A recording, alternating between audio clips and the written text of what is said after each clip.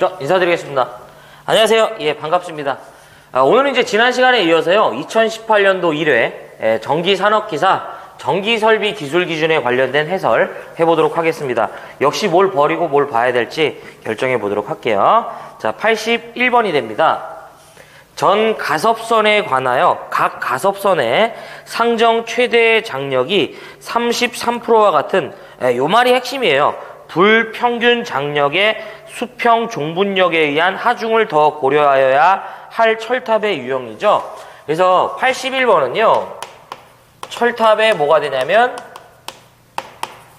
종류와 관련된 내용들이에요. 철탑의 종류.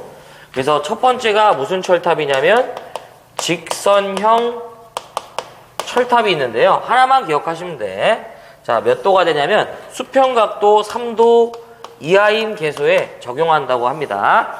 그 다음에 두 번째가 무슨 형? 각도형 철탑이 되고요. 수평각도 몇 도? 3도를 초과하는 개소에 적용합니다. 원래 여기서 정확히 표현하면요, 각도형은 3도에서 20도 이하짜리가 있고 20도에서 30도에 이제 이하짜리가 있습니다. 그 다음에 세 번째가 일류형이 되는데요.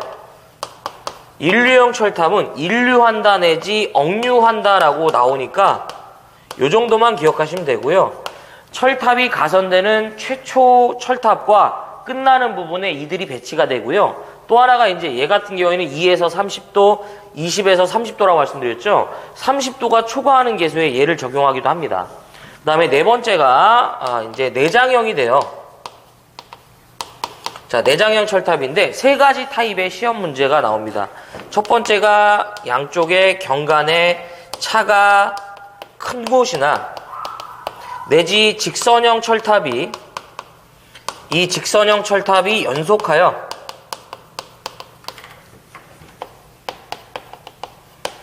직선형 철탑이 연속하여 10기 이상 시 10기 이하마다 1기씩 건설합니다. 그 다음에 좀 이제 여기다 쓸게요. 불평형 장력이 지나치게 가해진다. 뭐 이런 얘기 나와요. 지금 이 문제처럼. 바로 그래서 이 문제가 바로 거기 뭐냐면 불평균 장력. 바로 이 부분을 얘기하는 거고요. 예, 무슨 형이다? 내장탕이 되겠습니다. 그래서 내장형이 된다. 라는 얘기죠. 다섯 번째가 뭐가 된다? 보강형. 종류는 알고 계셔야 돼요. 나중에 실기에서 철탑의 종류를 5가지 쓰시오라고 하죠. 그래서 81번의 정답은 몇 번이다?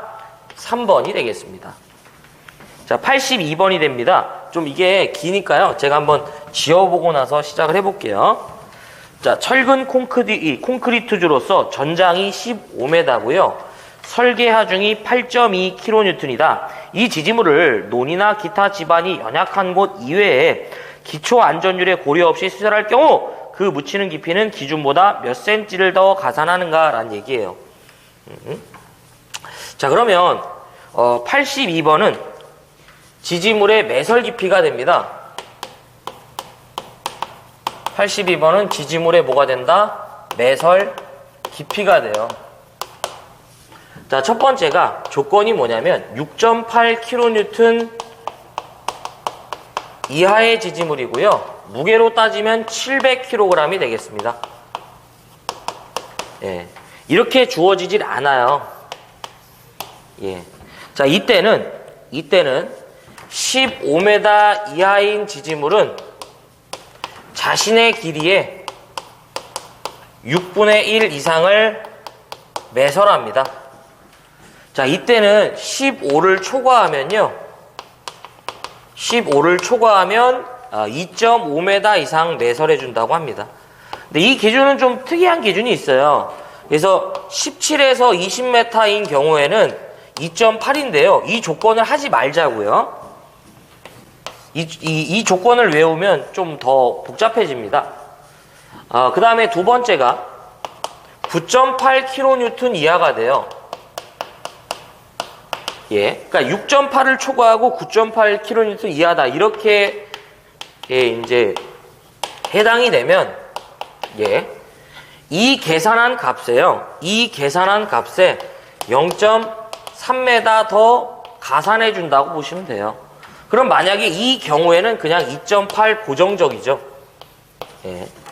그래서 지금 문제가 바로 8.2면은요, 얼마 더 가산해서 묻어주냐 이 얘기죠. 그러니까 이 중간 범위, 이놈에 해당하죠. 그래서 얼마가 된다? 0.3m 가산해 주는 거죠.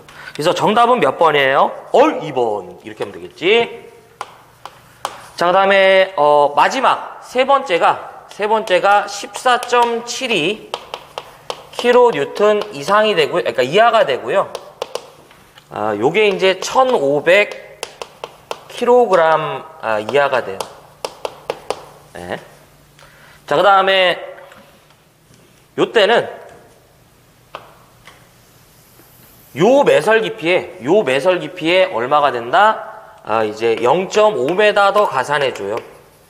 자, 이거 말고, 이 계산한 값에 0.5. 자, 그 다음에, 이 경우에는, 자, 요렇게 되면, 얘가 0.5가 가산되면 얼마가 돼요? 3.0m가 되겠죠. 저 2.5에다가 0.5, 이제 5를 가산하자. 단 19, 20m인 지지물에 한해서만 얼마가 된다? 3.2m가 되겠습니다. 예, 요렇게.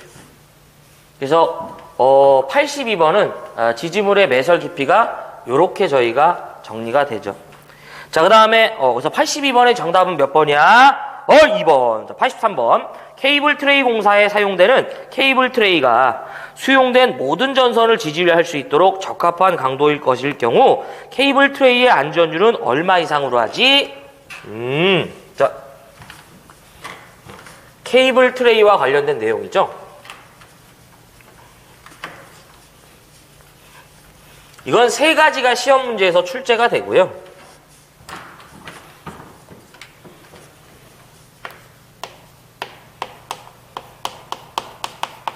케이블 트레이 시설 기준이 됩니다.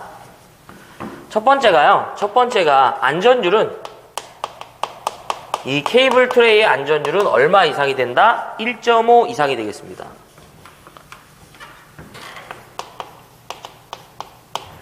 그러니까 우리가 EPS실이나 전기실 보면은 이런 형태의 시설물이 있고 전선이 이런 식으로 오지게 가선되는 거 있죠. 요런 걸 얘기하는 거죠. 자, 그 다음에 두 번째가 난연재료여야 돼요.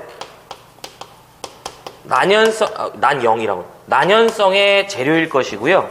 세 번째가 종류가 아닌 것으로만 물어봐요. 이렇게 물어보면 통풍 밀폐형이 정답이죠. 그리고 여러분들 여기서 이제 추가적으로 이제 개정이 돼서 나온다고 치면 이 케이블 트레이가 금속성 물질이면요 접지해야죠. 이거는 이 혹여나해서 말씀드리는 거예요. 그래서 3번에는 케이블 트레이의 안전율이죠. 얼마야? 1.5가 되겠지. 그래서 정답은 몇 번이냐면 4번이 되겠습니다. 예. 그 다음 84번. 금속관 공사에 의해서 저하복내 배선을 시설한 것 중 틀린 겁니다. 84번은요. 금속관 공사가 되겠습니다. 이건 아주 주는 문제죠. 사실은 일단은 제가 좀 이 부분에 대해서 좀 정리를 해드리면 나오는 거는 총 3가지 형태라고 보시면 돼. 첫 번째가 전선의 단면적은 몇 스퀘어 이하가 돼야 된다? 10스퀘어 이하랑요. 얘는 다 똑같아. 내부에 접속점 만들지 않죠. 점속이라고 썼어. 그 다음에 요거 정말 중요한 거. 요거 꼭 기억해야 돼. 콘크리트에 매입되는 이 콘크리트에 매입 또는 매설되는 금속관의 두께는 최소 얼마가 돼야 된다? 1.2mm 이상의 것이어야 돼요. 그래서 여기서 다 걸리고요. 84번 이제 우리 옥내배선에서는 5개용 전선 안 써요. 그래서 2번이 정답이에요. 이건 너무 쉬운 문제잖아. 예. 어쨌든 금속관 공사는 요 정도로만 좀 정리해 주십시오. 자, 그 다음에 85번 가겠습니다. 케이블 공사에 의한 저하복내 배선을 시설할 때 틀린 거예요. 85번은 뭐가 된다? 케이블 공사가 되겠습니다. 케이블 공사. 첫 번째가 네. 두 가지가 시험 문제예요. 전선을 조영제를 따라 시설한다고 나오면 이 전선을요, 조영제를 따라 시설 시 얼마마다 지지하냐고 물어봐요. 2m 이하마다 지지합니다.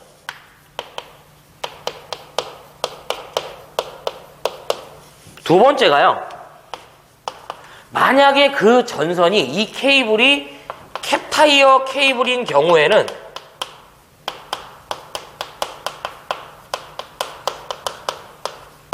(1m마다) 지지합니다. 이 두 가지만 기억하시면 돼요. 그러니까 다른 케이블은 상관이 없어요. 누구일 때만 캡타이어 케이블인 경우에만 1m가 되겠습니다. 그래서 케이블 공사에 대한 설명 중 이제 틀린 건데요. 4번에 보면 전선의 조영제의 옆면이나 이 옆면에 따라 붙이는 경우 전선의 지지정한 거리를 케이블은 3m가 아니라 뭐예요? 2m마다 지지하죠. 그래서 정답은 몇 번이야? 4번이 되겠네요. 거기 보면 뭐 이제 이 수직이다 뭐 이런 얘기는 안 해도 돼요. 다 못해. 자, 그 다음에 86번 고압 가공전선로의 케이블을 조가용선에 의하여 행거로 시설할 때 행거의 간격이죠. 86번은 가공 케이블에 시설이 되고요. 86번은 가공 케이블의 시설이고, 네.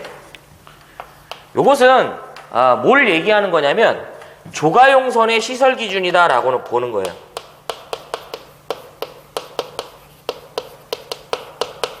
예. 자, 첫 번째가요. 자, 뭐, 그래도 그림을 그려가면서 좀 말씀드릴게. 우리가 이제 이 조가용선이라고 하는데, 메신저 와이어라고 하죠. 요렇게 지지물과 지지물계 사이에 전선을 가선코자 할 때 케이블을 가선하면 아무래도 전선의 처짐의 정도가 크죠. 그래서 우리는 무슨 짓을 하냐면 케이블을 가공으로 띄울 때는요, 조가선을 먼저 설치하고요. 그 다음에 여기에다가 케이블을 가선한 후에 어떻게 한다? 이런 식으로 묶어줘요. 테이프로 휘감아준다든지 이런 식으로 묶어주는 거죠. 그래서 이 노란색으로 그린 이 선을 뭐라고 한다? 조가용선이라고 하는 거예요. 그래서 첫 번째가 행거로 시설 시, 이 행거로 시설 시 행거의 간격은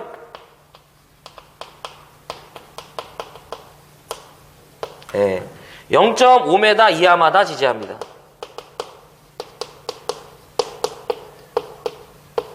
네, 행거로 시설 시 행거의 간격은 0.5m 이하마다 지지하고요. 이게 행거 방식이에요. 두 번째가요. 이 조가용선의 굵기 물어보는데 하나만 기억하시면 돼. 22 스퀘어 이상의 아연 도금한 강연선을 쓰라고 하는데 그냥 22만 기억해도 돼요. 아연 도금 강연선으로 문제화한 적이 없어요. 그래서 철에다가 기본적인 철에다가요. 아연을 도금하면 물에 대한 부식이 강력해집니다. 그래서 이 녹이 슬질 않은 거죠. 그 다음에 세 번째가요. 테이프 방식이나 보통 금속 테이프라고 나와요. 비닐 테이프라고 나올 때도 있어요. 금속 테이프나 철 바인드라고 할게요. 철 바인드 지지 시 얼마마다 지지하냐면 0.2m 이하마다 지지합니다. 그래서 지금 제가 요렇게 그린 게 철 바인드가 되고요. 테이프로 휘감은 게 이거예요. 이들의 간격이에요. 그래서 강철을 제가 이제 이런 강철을 제가 이렇게 구부리는 거죠. 그럼 이렇게 될 거 아니야. 한 번 더 이렇게 구부리면 이렇게 되겠지. 그래서 자, 여기서 다 걸립니다. 자, 그래서 가공 케이블인데요. 첫 번째가 행거로 물어본 거죠. 행거로 시설 시 행거의 간격은 몇 메타가 된다? 0.5m 이하마다 우리가 지지를 합니다. 그리고 이 조가용선은 피복이 없기 때문에요. 접지를 합니다. 그래서 혹여 이제 이 접지하는 걸로 기억합시다. 접지를 안 한다고 할까봐. 왜냐하면 예전에는 접지 종별이 시험 문제였는데 이게 사라지면서요 어떻게 되질 않아 이제 어떻게 될 수가 없는 거죠. 그래서 86번은 정답이 몇 번이냐면 1번 이렇게 하는 거지. 자, 87번 보겠습니다. 태양전지 발전소에 태양전지 모듈 등을 설치하고자 할 때 전선의 최소 굵기죠. 요거는 그 두 가지 형태만 여러분들이 좀 기억하셨으면 좋겠어요. 태양광 설비와 관련된 내용들인데요. 자, 지워보자.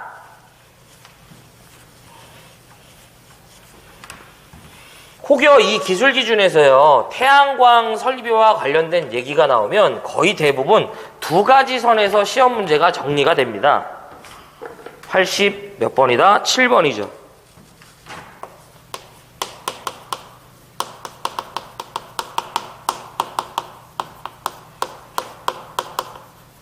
첫 번째가 전선의 경우요. 전선의 경우 2.5스퀘어 이상의 연동선을 사용합니다.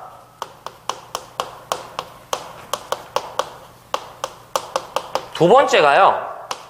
막 설명 중 틀린 거라고 하는데 그냥 편하게 이 조건이 있는데 애자공사는 안 된다 기억하자. 이 정도만. 또 하나가 얘는 극성 표시를 해줘요. 예, 왜냐하면 이제 DC 전원이기 때문에. 그래서 거기 보면은 태양광 발전소에 태양전지 발전소에서 태양 모듈 등을 설치할 때 전선의 최소 굵기 물어보죠. 얼마가 된다? 2.5스퀘어가 된다 이런 얘기죠. 네, 그래서 87번은 정답이 몇 번이냐면 2번이 되겠다라는 얘기겠지. 자, 88번 특고압 가공전선과 이 저압 가공전선 등을 이 동일 지지물에 병가하여 시설할 경우 이격거리는 몇 메다 이상인가? 66kV네요. 특고압 가공전선이 케이블 사용의 이외 조건이네요. 자, 이것도 제가 88번인데요. 그림을 그리면서 설명해 드릴게요. 가공전선과 가공전선의 병행 설치다 라는 얘기겠지.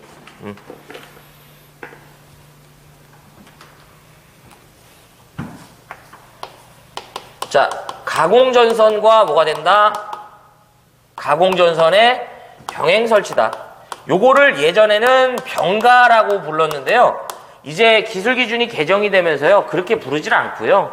그냥 가공전선의 병행 설치로 그냥 통일해 버립니다. 무슨 얘기냐? 이런 하나의 동일한 지지물에요. 가공전선과 그 다음에 뭘 설치했다? 가공전선을 설치한 거예요.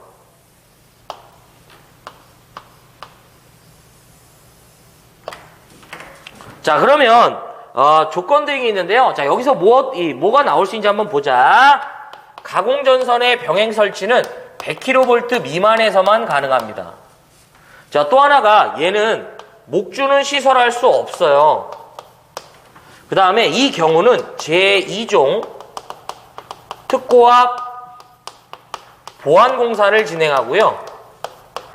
혹여 전선의 굵기를 물어보면 무조건 50스퀘어가 정답이 되겠습니다. 예, 여기 55에서 50으로 개정이 됐다라는 거. 그 다음에 자, 저압 가공전선과 고압 가공전선을 병행 설치할 때 양전선의 이격거리를 물어봐요. 기본적으로 0.5m 이상을 이격시켜주는 건데 케이블일 때만 0.3m 이상이 되겠습니다. 예. 자, 그 다음에 22,900V 가공전선과 저고압선을 어떻게 한다? 병가하는 거예요. 이 병행 설치한다고 할게요, 이제. 예, 그렇게 나올 거니까. 이때는 기본적으로 얼마? 1m 이상을 이격하는데요. 케이블일 때는 0.5m가 된다는 거. 그리고 미리 말씀드릴게. 이 저고압선을 병행 설치할 때 저압선의 위치를 물어봐요. 고압전선의 하부에 설치하는 거죠. 그런 문제도 있어요. 자, 쭉 당겨보자. 이번에는 35kV 이하가 되고요. 35kV 이하의 가공전선과 저고압선을 병행 설치하는 거죠. 이때는 기본적으로요 1.2m 이상을 이격시켜주는 건데 케이블일 때는 0.5m가 되겠습니다. 자, 이제 마지막 라스트가 되겠습니다. 35를 초과하고 100kV 미만까지예요.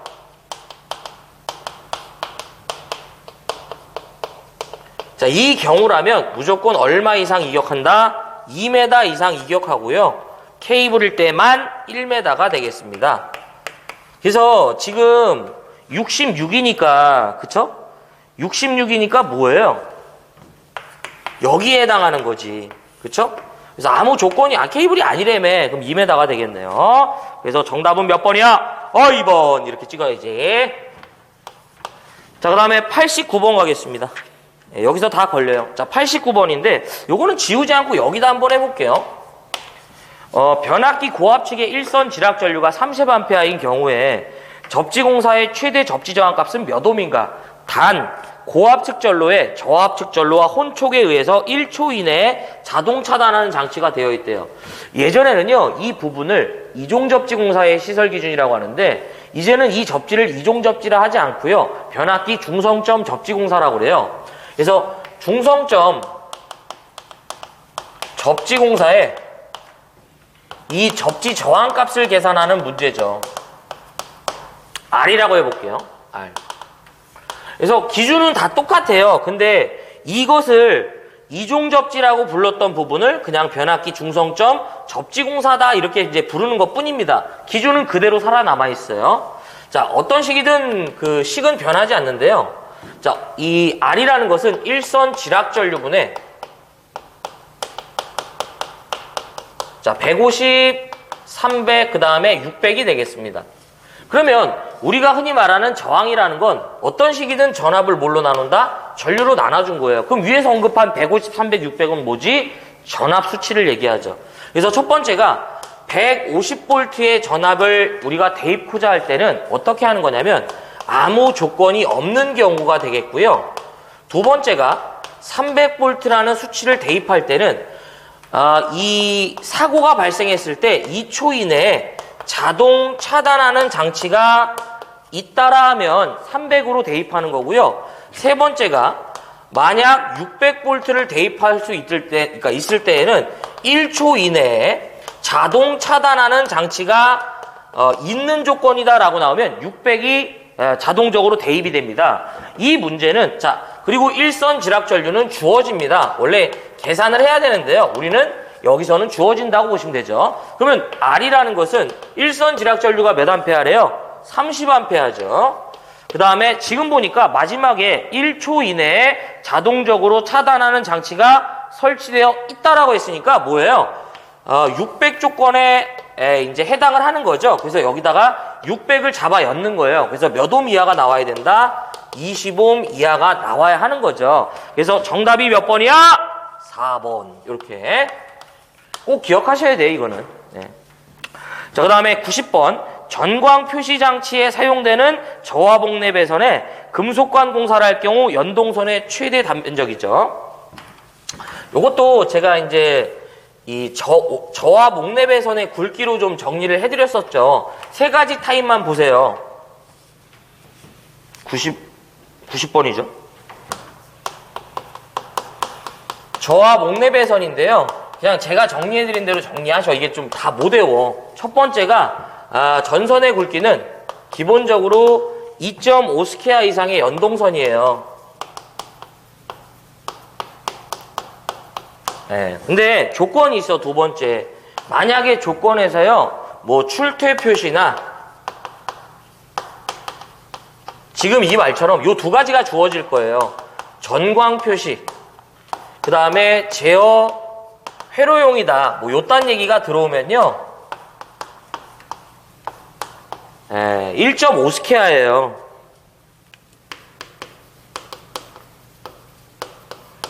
자, 그 다음에 세 번째가 혹여 캡타이어 케이블의 굵기 물어보면 그냥 편하게 0.5m, 이제 0.75 스퀘어 요거 이제 찍읍시다.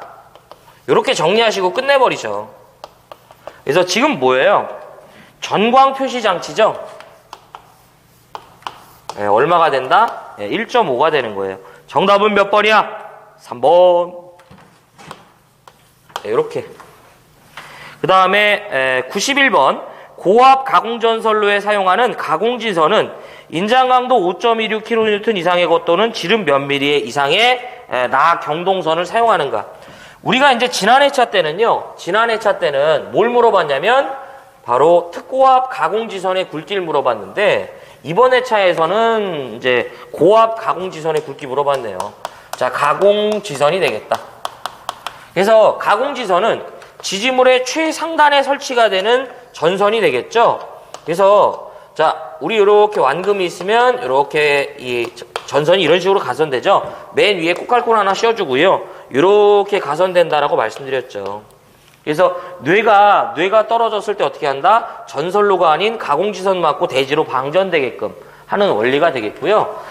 기술 기준에서는 얘는 굵기밖에 안 물어봐요. 고압이랑 두 번째 특고압 가공지선의 굵기만 기억하시면 돼. 그래서 고압 가공지선, 즉 가공지선 아래에 있는 전선에 이 전압이 고압이면 고압 가공지선, 가공지선 아래에 있는 이 전선의 전압이 특고압이면 특고압 가공지선이에요. 그래서 고압 가공지선은 4mm 이상의 나경동선을 쓰고요. 특고압 같은 경우에는 5mm 이상이 되겠다. 이런 얘기가 되겠죠. 그래서 91번은 정답이 몇 번이냐면 이제 고압이므로 3번이 되겠죠. 그렇죠? 자, 92번이 되겠습니다. 이것도 근데 제가 이 부분은 어쨌든 세모를 좀 쳐드리고 싶어요. 근데 딱 봐도 시설하지 않아도 될 것 같은 놈이 하나 있어요. 전력 보안 통신용 전화 설비를 시설하지 않아도 되는 것은 1번 원격 감시 제어가 안 되는 발전소래요. 왠지 해야 될 것 같잖아. 원격 제어가 안 된대잖아. 2번 원격 감시 제어가 되지 아니하는 변전소. 이것도 똑같은 얘기죠. 3번 2개 이상의 급전소와 이들을 총 운용하는 급전소간. 4번 발전소에 전기 공급에 지장이 미치지 않고요. 휴대용 전력 보안 통신 전화 설비에 의해서 연락선이 미리 확보가 됐대요. 그래서 4번이죠. 다른 연락을 취할 수 있는 방법이 있는데요. 저 개인적으로 이 전력 보안 통신 설비에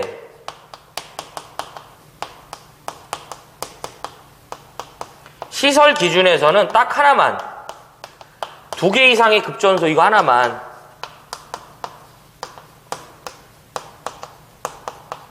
나머지는 좀 그닥입니다. 근데 92번도 조금만 센스가 있으면 그쵸? 자, 그 다음에 93번 지중전선로에 사용하는 지중함의 시설 기준으로 이제 틀린 거예요. 지중함의 시설 기준은 3가지 타입이 시험 문제입니다. 지중함의 시설 기준이 되겠다. 첫 번째가 조명 및 세척 장치가 불필요합니다. 필요하다고 나와. 그 다음에 두 번째가요. 혹시 크기를 물어보면 무조건 이 크기는 1m 3승이 돼야 돼요. 조건이 있는데 그거 보지 말고. 세 번째가 물이 고이는 부분이 없어야 됩니다. 그래서 물이 고이는 부분을 제거할 수 있는 구조일 것 이렇게도 나오는데 어쨌든 여기서 다 걸리고요. 지중전선로의 지중함의 시설 기준이 아닌 거 1번 보세요. 조명 및 세척장치가 가능할 필요가 없어요. 그래서 93번의 정답은 몇 번이다? 1번이 되겠습니다. 자, 94번 보겠습니다. 특고압 가공전선이 케이블인 경우에 이외의 것은 몇 스퀘어 이상의 경동연선인가? 이거는 여러분들 시가지 외에서의 특고압 가공전선의 굵기고요. 정말 출제 빈도가 작습니다. 예. 그래서 94번인가요? 이거는 저 개인적으로 이렇게 나왔으면요. 세모 정도 쳐드리고 싶고요. 주로 시험 문제는 시가지 문제이기 때문에 그렇습니다. 정답은 3번이고요. 크게 신경 안 쓰셔도 돼요. 출제 빈도가 크지 않습니다. 자, 그 다음에 95번이 되죠. 34만 5천 볼트 변전소에 충전 부분에서 6m 거리에 울타리를 설치하고자 하는데요. 울타리의 최소 높이는인데요. 자, 95번이 됩니다. 희한하게 이런 문제는 산업기사에서 주로 잘 나오고요. 자, 요거는 발전소나 변전소 등의 발변전소, 자, 이거 지워볼게요. 울타리 담 등의 시설 기준이 되죠. 아유.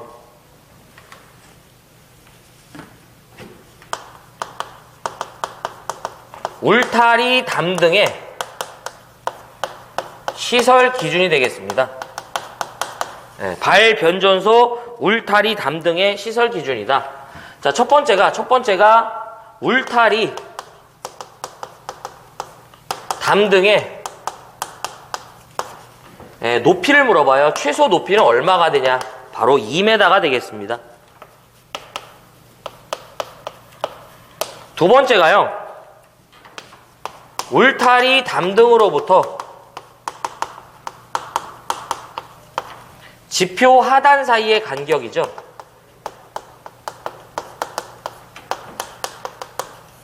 얼마가 된다? 0.15m가 돼요. 그래서 울타리의 경우 요게 울타리죠.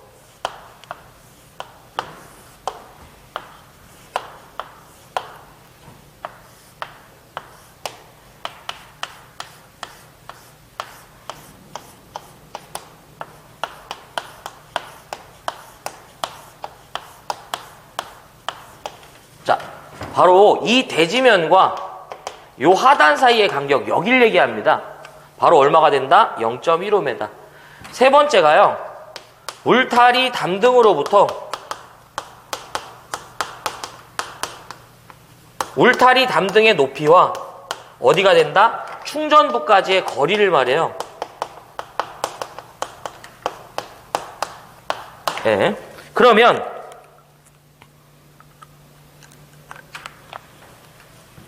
첫 번째가 35kV 이하가 되면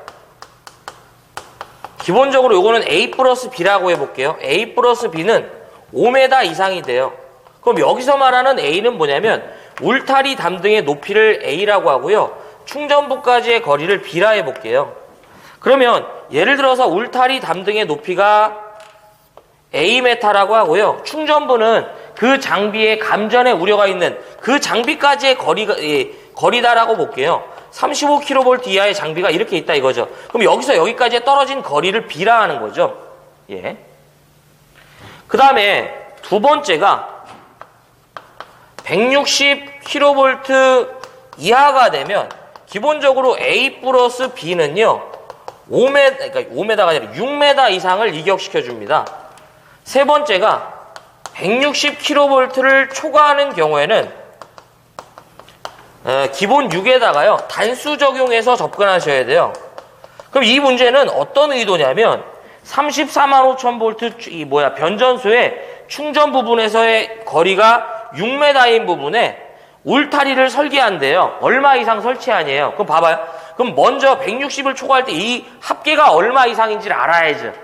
지금 뭘 줬냐면 B를 준 거고요. A는 얼마가 돼야 되냐 이거예요. 그러면 단수를 먼저 계산해야죠. 단수는 160kV를 초과하는 전압을 기준으로 나눈 다음에 10으로 나누면요. 몇 단이 나오냐면 요게 이 18.5단이 나온대요. 하지만 우리 단수는 무조건 뭐가 된다? 절상이니까 19단이 적용됩니다. 그래서 기본 6에다가요. 19 곱하기 0.12 잡아주시면 얼마 나오냐면 8.28m가 나와요. 무슨 얘기냐면 160kV 즉 초과했을 때 A 플러스 B의 합계가 8.28이다 이런 얘기죠. 그럼 여기서 봐봐. 얘가 6이라며. 그러면 A라는 건 8.28에서 얘를 빼주면 되겠죠. 얼마가 된다? 2.28m가 되겠죠. 그쵸? A는 8.28 마이너스 6이 되므로 얼마가 된다? 2.28m. 정답은 몇 번이다? 2번으로 해설할 수 있습니다. 은근히 이런 문제가 산업기사에서 잘 나와요. 96번 지중전선로의 매설 방법에 관련된 내용이네요. 96번 지중전선로의 매설 방법.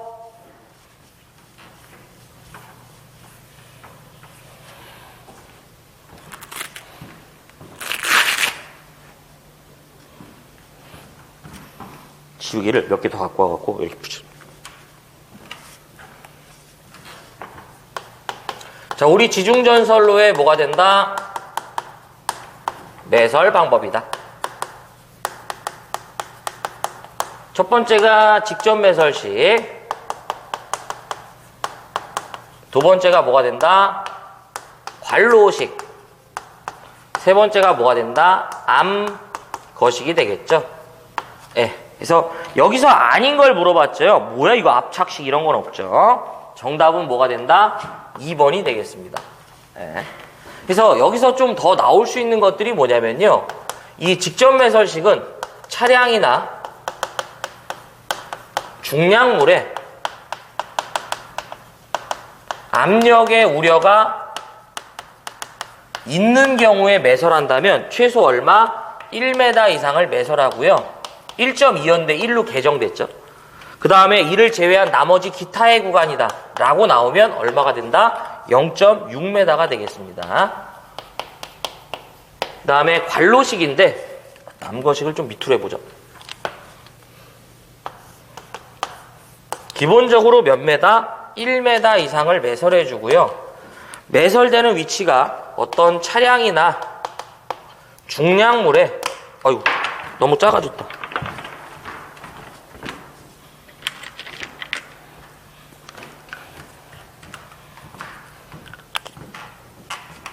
차량이나 중량물에 압력의 우려가 없는 장소다라고 나오면 0.6이 됩니다. 그 다음에 이 직접 매설식에서 하나 더 물어보죠. 우리가 별도의 트러플을 설치해야 되는데 트러플을 생략할 수 있대요. 어떨 때가 된다? 콤바인 덕트 케이블이 되죠.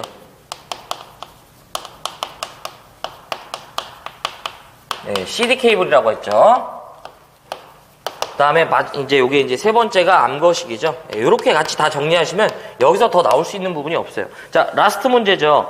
최대 사용 전압이 23,000V인 중성점 비접지식 전로의 절연 내력 시험 전압이죠. 절연 내력 시험 전압은요 반드시 잡아주셔야 돼요. 보면은 거의 이변이 없는 한 매일 출제가 되죠. 예. 제 파트에서는 해자 파트예요. 절연 내력 시험 뭐가 된다? 전압이 되겠습니다. 자, 일단은 여기서 이제 뭘 기억해야 되냐면 몰라도 몇 분간 가한다? 10분간 가한다. 그 다음에 어디에다가 건선과 뭐가 된다? 대지간이 되겠습니다. 예. 자, 이거 하실 때 어떻게 하는 거야? 비, 접, 그 다음에 다 직이 된다고 말씀드렸죠. 그래서 첫 번째가 뭐가 된다? 중성점 무슨 접지? 비접지식을 말하죠. 그 다음에 요 놈은 중성점 뭐가 된다? 접지식을 말하고요. 요 놈은 중성점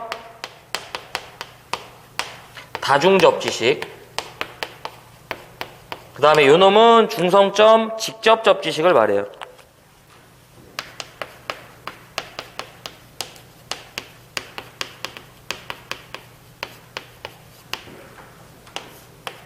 우리는 접지에 언급이 없으면 비접지입니다. 아예 또 언급이 있을 수도 있고요. 비접지라고.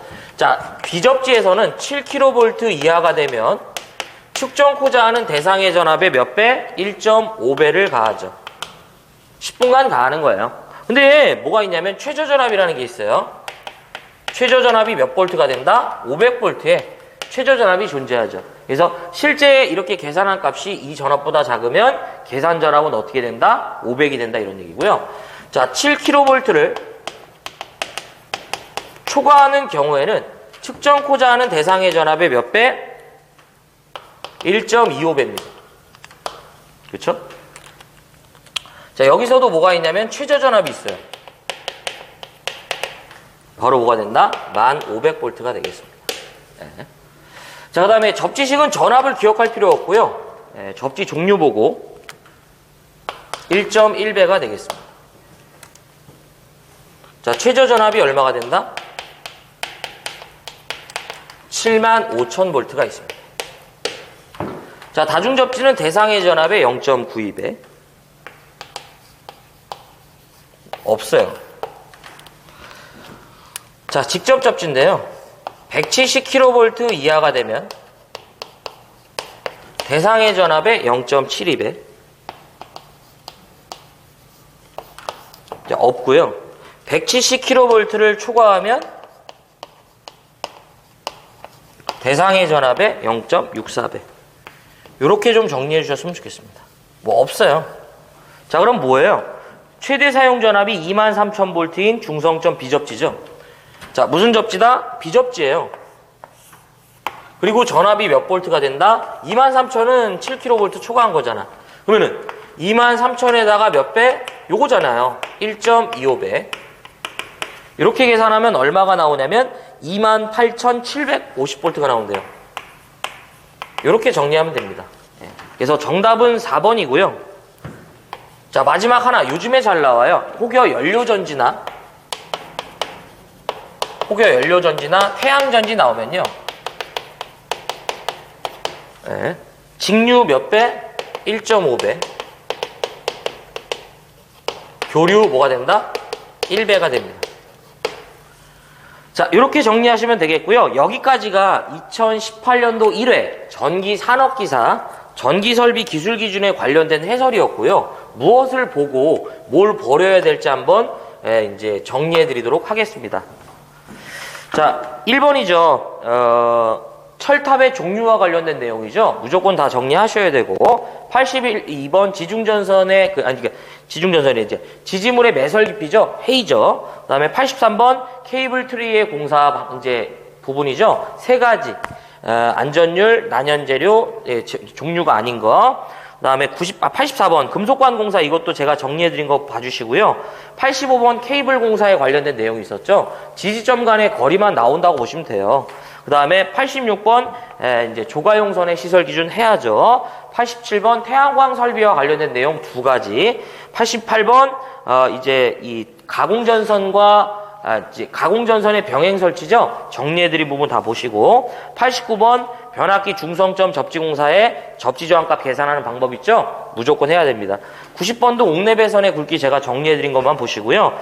91번 이 가공전선의 이제 그 가공지선의 굵기죠. 그래서 가공지선 고압이랑 특고압이 있으니까 두 가지 꼭 정리합시다. 92번 전력보안 통신설비의 시설 기준이 있었죠. 요거는 뭐 제가 92번 욕심 없습니다. 93번 지중전선로에 사용하는 지중함의 시설 기준이 있죠. 세 가지 꼭 보자. 94번도 욕심이 없어요. 특고압 가공전선의 굵기인데요. 기본적으로 22입니다. 95번 발전소, 변전소, 울타리 담 등의 시설 기준이죠. 무조건 해야 돼요. 96번 지중전선로의 매설 방법 해주시고요. 97번 이것도 이제 절연내력 시험 전압 이렇게 정리하시면 되겠습니다. 그래서 여기까지가 2018년도 1회 전기산업기사에 관련된 내용이었고요. 시청해주셔서 고맙고요. 저는 다음 회차 때 이어서 뵙겠습니다. 고맙습니다.